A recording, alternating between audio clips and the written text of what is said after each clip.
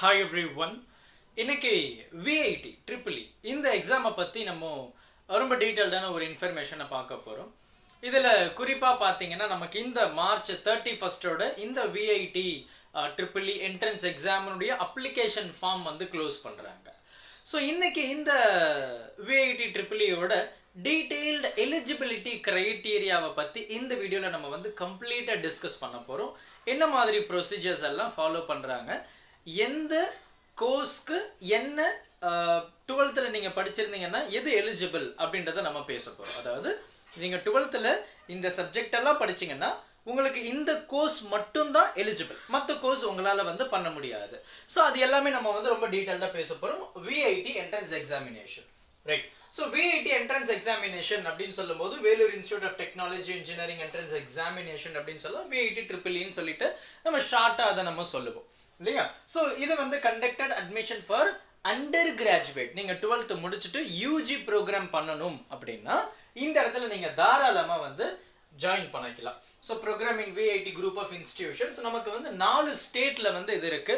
So சென்னையில இருக்கு, வேலூர்ல இருக்கு, அதுக்கப்புறம் நார்த் சைட்ல அதர் ஸ்டேட்ல ஒரு 2 இன்ஸ்டிடியூஷன்ஸ் வந்து இருக்கு.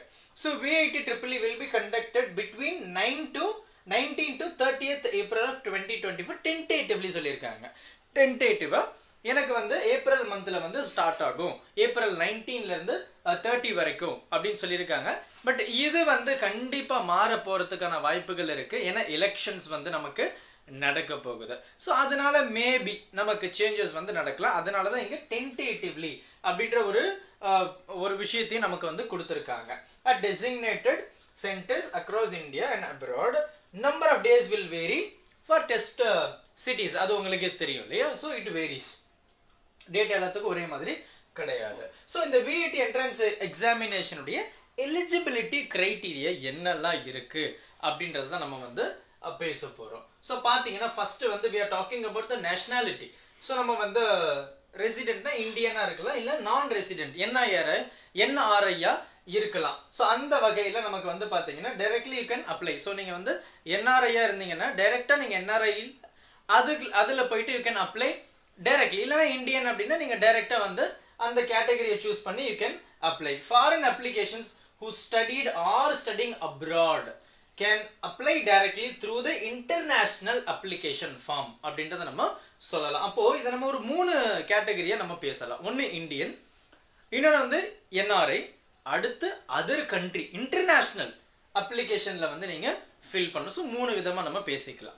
அடுத்து ஏஜ் லிமிட் அப்படின்றது நமக்கு ரொம்ப முக்கியமா நம்ம கவனிக்க வேண்டிய ஒரு விஷயம். அதாவது உங்களுடைய டேட் ஆஃப் பர்த் வந்து ஆஃப்டர் ஜூலை 1 ஆஃப் 22, அதாவது 2002 இல்லையா? ஸோ 2002 ஜூலை 1ஆம் தேதிக்கு அப்புறம் நீங்க பிறந்திருந்தீங்கன்னா you are eligible to apply for engineering admission. எதுக்கு? இந்த வருஷம் 2024க்கு. The date of birth as recorded in the high school. அந்த date of birth வந்து உங்களுடைய high school certificate 10th, high schoolனா என்னது? Obviously 12th higher secondary. So அந்த SSCயும் கொடுத்திருக்கு 10th certificate will be considered authentic. ரைட்டா? அடுத்து application should produce. ஏன்னா இப்போ நமக்கு application வந்து நம்ம obviously நமக்கு வந்து 12th certificate வந்து இன்னும் கொடுத்திருக்க மாட்டாங்க, ஏன்னா ரிசல்ட்டே வந்து நமக்கு இன்னும் தெரியாது இல்லையா? ஸோ அதனால நம்ம 10th சர்டிஃபிகேட்டை வச்சு தான் நம்ம அப்ளை பண்ண முடியும். அதுல இருக்கக்கூடிய டேட் ஆஃப் பர்த் வந்து இந்த டேட்டுக்கு வந்து பொருத்தமா இருக்கணும், right? So application should produce this certificate in original as proof of their age at the time of counselling நடக்கும்போது நீங்க ஒரிஜினல் சர்டிஃபிகேட்டை கொண்டு போகணும். Failing which candidate for admission will be disqualified. நீங்க ஒரிஜினல் எடுத்துட்டு போகல, கவுன்சிலிங் அப்போ எக்ஸாம் எல்லாம் நீங்க எழுதி நல்ல ஸ்கோர் பண்ணி கவுன்சிலிங்க்கு நீங்க போகல அப்படின்னா இந்த ஒரிஜினல் சர்டிபிகேட் அப்போ எடுத்துட்டு போகணும் கவுன்சிலிங் அப்போ, ரைட்? அதுக்கப்புறம் இன்னொன்று குவாலிஃபைங் எக்ஸாமினேஷன் நமக்கு என்ன டிஃப்ரெண்ட் டைப் ஆஃப் போர்டு இருக்கு. ஸ்டேட் போர்டு இருக்கு, CBSE இருக்கு, ICIC இருக்கு, இன்டர்நேஷனல் போர்டு இருக்கு. ஸோ இந்த மாதிரி நமக்கு வேரியஸ் டைப்ஸ் ஆஃப் போர்டு இருக்கு. But what ever the board, நீங்க அதர் ஸ்டேட்டா இருந்தாலும் சரி, நம்ம ஜூனியர் காலேஜ் அப்படின்னு கூட நம்ம சொல்லுவோம். ஸோ எந்த ஒரு இதுவா இருந்தாலும், கேம்பிரிட்ஜா இருந்தா கூட சரி, நீங்க வந்து like physics, chemistry, mathematics, biology இந்த சப்ஜெக்ட்ஸ் வந்து மேண்டேட்டரியா இருக்கணும் அப்படின்றத இந்த இடத்துல வந்து அவங்க பதிவு பண்ண விரும்புறாங்க. அடுத்து இன்னொரு requirement for qualifying examination. So உங்களுடைய 12th மார்க் எப்படி இருக்கணும் அப்படின்னு பார்த்தீங்கன்னா சொல்லியிருக்காங்க. Applicants applying for the undergraduate engineering admission in 2024 should have secured a minimum aggregate of 60%. இது நம்ம கவனிக்க வேண்டிய ஒரு விஷயம்ப்பா, ரைட்டா? மினிமம் ஆஃப் 60% எதுல? Physics, mathematics, sorry chemistry, mathematics இல்லைன்னா பயாலஜி. அதாவது நமக்கு என்ன இருக்கணும்? 3 சப்ஜெக்ட் சொன்னேன் இல்லையா? Physics, chemistry, maths, bio. இது 3 மொத்தம் 4. இதுல 3 எதனா இருந்தது அப்படின்னாவே யூஆர் எலிஜிபிள் ஃபார் திஸ் அப்படின்றத நம்ம சொல்லியிருந்தோம். So the qualifying examination for +2 or intermediate. Applicants applying for undergraduate engineering admission 2024 should have passed with the minimum aggregation of எவ்வளோ?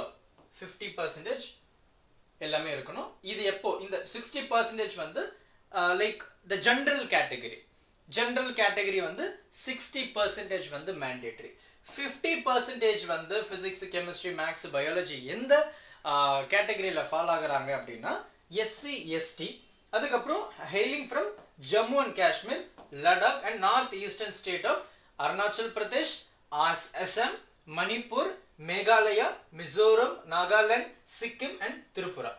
இந்த ஸ்டேட் எல்லாம் பார்த்தீங்கன்னா 50% இருந்தாவே போதும் அப்படின்னு சொல்லியிருக்காங்க. Certificate to prove community nativity should be produced at the time of counseling, failing which they will not consider for admission. So அதாவது 60% வந்து ஜெனரல் கேட்டகரிக்குங்க, 50% பார்த்தீங்கன்னா எஸ்சி எஸ்டி, அதுக்கப்புறம் அதர் ஸ்டேட்ஸ். இப்போ நம்ம சொன்னோம் இல்லையா, அசாம், நாகாலாந்து, சிக்கிம், இந்த மாதிரி அதர் ஸ்டேட் எல்லாமே பார்த்தீங்கன்னா they have to provide their nativity certificate. SC எஸ்டினா you have to provide your community certificate. So இதை பேஸ் பண்ணி உங்களுக்கு வந்து கவுன்சிலிங் நடக்கும். சப்போஸ் நீங்கள் வந்து ஒரிஜினல் சர்டிஃபிகேட் எடுத்துட்டு போல அப்படின்னா கவுன்சிலிங் வந்து they will cancel, அட்மிஷன்ஸ் வந்து உங்களுக்கு கொடுக்க மாட்டாங்க. ஆனா உங்களுக்கு மினிமம் 50% இருந்தாவே போதுமானதா இருக்கு. இன்னொரு சப்ஜெக்ட் வைஸ் எலிஜிபிலிட்டி அப்படின்னு நம்ம பேசும்போது நம்ம வந்து ஒவ்வொரு டிபார்ட்மெண்ட் வந்து நம்ம ஒவ்வொரு கனவு வச்சிருப்போம், எனக்கு வந்து இந்த டிபார்ட்மெண்ட் கிடைக்கணும் அப்படின்னு சொல்லிட்டு. இப்போ இதை நம்ம நல்லா கவனிக்க வேண்டிய ஒரு விஷயம் என்ன அப்படின்னா, பிசிக்ஸ், கெமிஸ்ட்ரி, மேக்ஸ், பயோ, இல்ல பிசிக்ஸ், கெமிஸ்ட்ரி, மேக்ஸ், இது நீங்க எடுத்திருக்கீங்க அப்படின்னா 12th உங்களுக்கு எந்த மாதிரி டிபார்ட்மெண்ட் எல்லாம் எலிஜிபிள் அப்படின்றத இந்த இடத்துல நம்ம சரியா கவனிக்க வேண்டிய ஒரு விஷயம். நல்லா பாருங்க, VIT 2024 is eligible only for the following programs அப்படின்னு சொல்லிட்டு they have given certain things.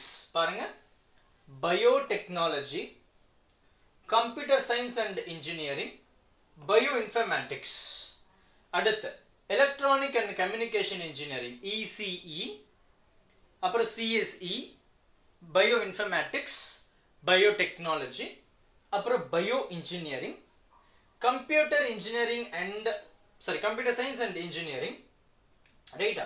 So அதில் வந்து bioinformatics, ரைட்? இது வந்து health and informatics, health science and technology. இப்போ நீங்க இதெல்லாம் எடுத்திருக்கீங்க, அதாவது who have attempted mathematics, physics, chemistry, English and aptitude in VIT EEE are eligible for all BTech program. All program. PCMB, PCB applicant who have attempted biology, physics, chemistry, English and aptitude in VIT, and PCB applicant who have attempted mathematics, chemistry, chemistry, English and aptitude வந்து is only eligible. நல்லா கவனிச்சுக்க வேண்டிய ஒரு விஷயம் கண்ணா. அதாவது நீங்க இந்த VIT entrance exam வந்து எழுத போறீங்க.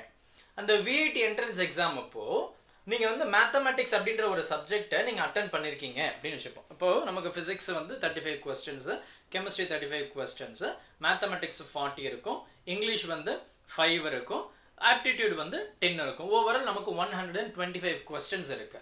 ஸோ அதுல நீங்க மேத்தமெட்டிக்ஸ் அப்படின்ற ஒரு சப்ஜெக்டை சூஸ் பண்ணி போறீங்கன்னா நீங்க எல்லா பிடெக் ப்ரோக்ராமுக்கும் விஐடியில எலிஜிபிள், எந்த ஸ்டேட்டா இருந்தாலும் சரி விஐடிக்கு எலிஜிபிள். ஆனா ஒன்ஸ் நீங்க வந்து மேத்தமெட்டிக்ஸ் அப்படின்ற ஒரு சப்ஜெக்டை நீங்க எடுக்கல, அதாவது physics, chemistry, English, aptitude, biology போறீங்க, அப்படி இல்லைன்னா நமக்கு வந்து mathematics, right? So mathematics, physics, chemistry, English and aptitude போறீங்க அப்படின்னா உங்களுக்கு நல்ல கவனிக்க வேண்டிய விஷயம், இந்த ப்ரோக்ராம் மட்டும்தான் எலிஜிபிள்.